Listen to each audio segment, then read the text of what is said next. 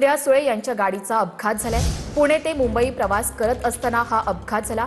गाडीतील सगळेजण हे सुखरूप आहेत अशी सुप्रिया सुळे यांनी स्वतः माहिती दिली।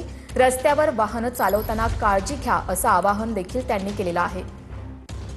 या संदर्भात प्रदीप कापसे आपले प्रतिनिधी अधिक माहिती देतील। प्रदीप, नेमकं काय घडलंय?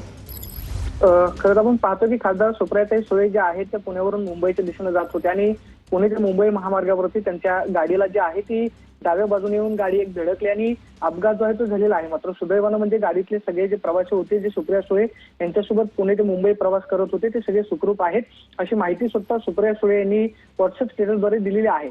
सीट बेल्ट जो आहे तो प्रवास करताना लावावा अशा पद्धतीने सुद्धा त्यांनी आवाहन केलेलं आहे।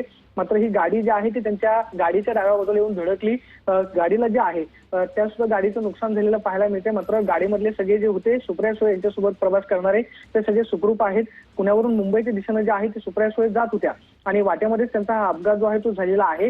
मात्र या अपघातामध्ये सुदैवानं कोणीही जखमी नाही। मात्र प्रवास करत असताना सगळ्यांनी सीट बेल्ट त्याचबरोबर वाहनं जी आहे ती काळजीपूर्वक चालवावी अशा पद्धतीने सुद्धा त्यांनी आवाहन केलेलं आहे आणि स्वतः व्हॉट्सअप स्टेटसवरती शेअर करत सुप्रिया सुळेंनी ही माहिती दिली आहे की गाडीचा अपघात झालेला होता।